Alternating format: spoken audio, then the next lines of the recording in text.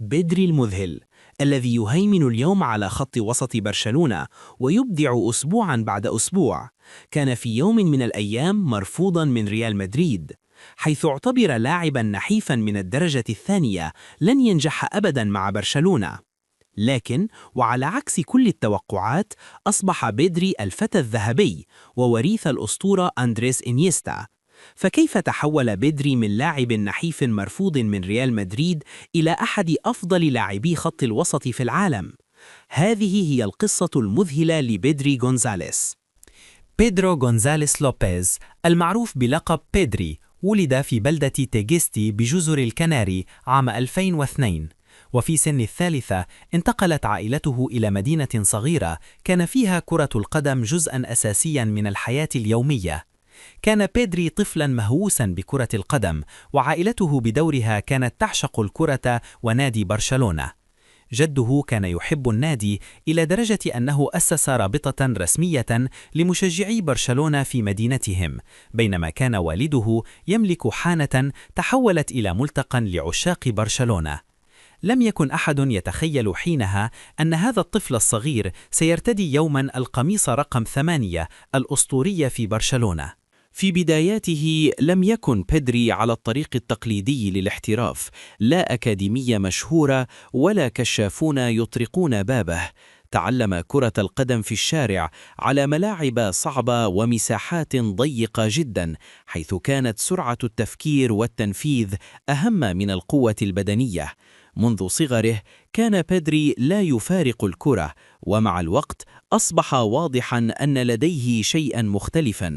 نشأ وهو يعجب بإنيستا، يشاهد جميع مبارياته ويحلم باللعب يوما ما في كامب نو. بدأ مسيرته مع نادي خوفنتيود لالاغونا المحلي، حيث ظهرت موهبته مبكرا، وكان ذلك الطفل الذي يجعل كرة القدم تبدو سهلة للغاية. لم يتأخر في لفت أنظار الكشافين، ورغم أن عائلته كانت كتالونية الهوى، فإن أول فرصة حقيقية جاءت من الغريم الأكبر ريال مدريد.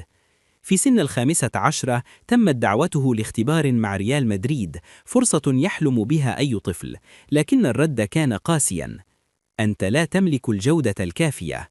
لم يعجب كشافو ريال مدريد به، فتم رفضه.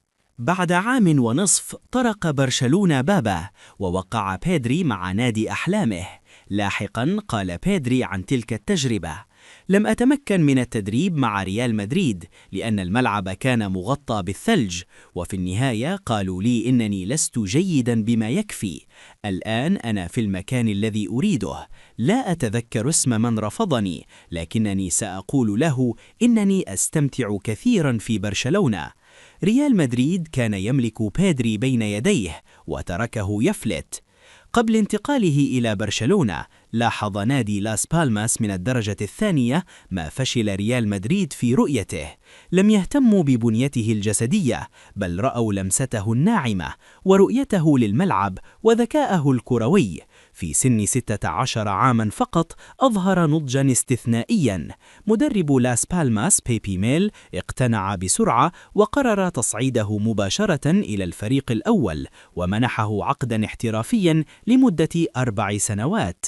في 18 أغسطس 2019 أصبح أحد أصغر اللاعبين في تاريخ لاس بالماس مشاركة مع الفريق الأول، وبعد شهر واحد فقط دخل التاريخ عندما سجل هدف الفوز ليصبح أصغر هداف في تاريخ النادي.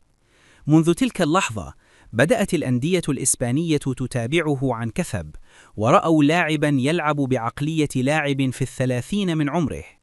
برشلونة تحرك سريعا وضمه مقابل 5 ملايين يورو فقط، مع بقائه موسما إضافيا في لاس بالماس قبل الانضمام رسميا لموسم 2020-2021. الكثيرون توقعوا إرساله إلى برشلونة بي، لكن رونالد كومان انبهر به خلال التحضيرات ومنحه فرصة مباشرة في الفريق الأول كلاعب أساسي. في 27 سبتمبر 2020 ظهر بيدري لأول مرة مع برشلونة، وكانت بداية مسيرة استثنائية. لحظة التأكيد الحقيقية جاءت في دوري أبطال أوروبا ضد يوفنتوس، حيث لعب بثقة وهدوء مذهلين وكأنه لاعب مخضرم. بنهاية موسمه الأول أصبح بيدري أحد أهم لاعبي برشلونة، لعب دقائق أكثر من أي لاعب آخر وفاز بجائزة جولدن بوي وجائزة كوبا، وتألق مع المنتخب الإسباني في يورو 2020 حيث لعب كل الدقائق وكان أفضل لاعب شاب في البطولة. لكن النجاح جاء بثمن. بيدري كان مجهداً بشكل خطير، 73 مباراة وأكثر من 5000 دقيقة لعب في موسم واحد. جسده لم يتحمل وتعرض لسلسلة إصابات أبعدته طويلاً عن الملاعب، وكاد ذلك يدمره نفسياً. مع قدوم تشافي تقرر حمايته ومنحه راحة طويلة. عاد في موسم 2022-2023 أقوى ذهنياً وبدنياً، وأصبح حجر الأساس في أسلوب برشلونة القائم على الاستحواذ.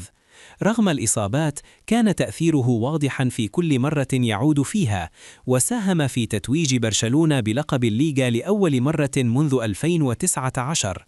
لاحقاً ومع قدوم هانزي فليك تغير الأسلوب إلى كرة أكثر سرعة وضغطاً، وكان بيدري مستعداً للتحدي. ركز على تطوير بنيته الجسدية دون فقدان رشاقته، ونجح في ذلك. منذ ذلك الحين قلت إصاباته بشكل كبير وبدأ يقدم أفضل مستوياته. اليوم بيدري أحد أفضل لاعبي برشلونة وربما الأفضل، لاعب متكامل، صانع لعب، مسترجع كرات، وقائد هادئ في وسط الميدان.